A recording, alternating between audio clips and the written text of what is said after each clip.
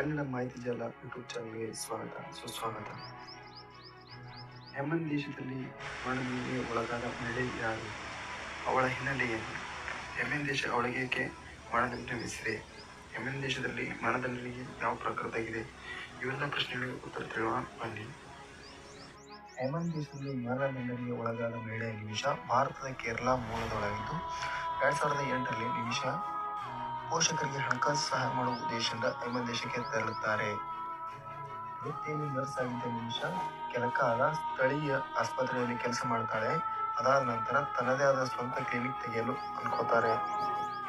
ಆದರೆ ಯೆಮೆನ್ ದೇಶದಲ್ಲಿ ಕಾನೂನುಗಳ ಪ್ರಕಾರ ಯಾವುದೇ ವ್ಯಾಪಾರ ಇನ್ಯಾವುದೇ ಕೆಲಸ ಮಾಡಬೇಕೆಂದರೆ ಸ್ಥಳೀಯ ಪಾಲುದಾರಿಕೆ ಕಡ್ಡಾಯವಾಗಿರುತ್ತದೆ. ಆ ಕಾರಣ ಸ್ಥಳೀಕನಾದಂತಹ ತಲಾಲ್ ಅಬ್ದೋ ಮಹದಿ ಎಂಬುವರೊಡನೆ ಪಾಲುದಾರಿಕೆಯಲ್ಲಿ ಕ್ಲಿನಿಕ್ ಒಂದನ್ನು ತೆರೆಯುತ್ತಾರೆ. 2016ರಲ್ಲಿ ಹಣಕಾಸು ವಿಚಾರವಾಗಿ ಇಬ್ಬರ ನಡುವೆ ವಿವಾದ ಏರ್ಪಡುತ್ತೆ. ಬಳಿಕ ನಿಮಿಷಾ ಪೊಲೀಸರಿಗೆ ಕರೆ ಮಾಡಿ ಈ ವಿಷಯವನ್ನು ತಿಳಿಸಿಕೊಡುತ್ತಾಳೆ. ಅದಾದ ನಂತರ ತಲಾಲ್ ಅಬ್ದೋ ಅವರನ್ನು ಪೊಲೀಸರು ಬಂಧಿಸುತ್ತಾರೆ.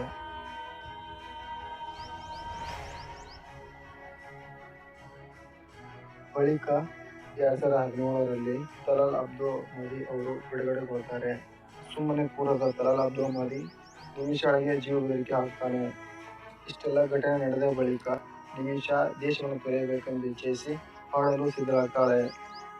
ಆದರೆ ಅವಳ ಪಾಸ್ಪೋರ್ಟ್ ಯೆಮೆನ್ ಪಾಲುದಾರನಾದಂತಹ ತಲಾಲ್ ಅಬ್ದೋ ಮಹದಿ ಬಳಿ ಇರುವುದರಿಂದ ಅದನ್ನು ಪಡೆಯಬೇಕೆಂದು ಅವನ ಮನೆಗೆ ಹೋಗ್ತಾಳೆ. ಆದರೆ ತಲಾಲ್ ಅಬ್ದೋ ಮಹದಿ ಅವರು ಕೊಡಲು ನಿರಾಕರಿಸುತ್ತಾರೆ. ಬಳಿಕ ನಿಮಿಷಾ ಹೇಗಾದರೂ ಮಾಡಿ ಪಾಸ್ಪೋರ್ಟ್ ಪಡೆಯಬೇಕೆಂದು ಇಚ್ಛಿಸಿ ತಲಾಲ್ ಅಬ್ದೋ ಮಹದಿ ಅವರಿಗೆ ನೀರಿನಲ್ಲಿ ನಿದ್ದೆ ಮಾತ್ರೆ ಹಾಕಿಕೊಡ್ತಾರೆ. ಇದೊಂದು ವಿಚಿತ್ರ ಘಟನೆ ನಡೆಯುತ್ತೆ. ಅದನ್ನಪ್ಪ ಅಂದ್ರೆ ಓವರ್ ಡೋಸ್ನಿಂದಾಗಿ ತಲಾಲ್ ಅಬ್ದೋ ಮಹದಿ ಅವರು ಸ್ಥಳದಲ್ಲಿ ಸಾವನ್ನಪ್ಪುತ್ತಾರೆ. ಗಾಬರಿಗೊಂಡ ನಿಮಿಷಾ ಅಲ್ಲಿಂದ ಪಾಸ್ಪೋರ್ಟ್ ತೆಗೆದುಕೊಂಡು ಏರ್ಪೋರ್ಟ್ಗೆ ಹೋಗ್ತಾಳೆ.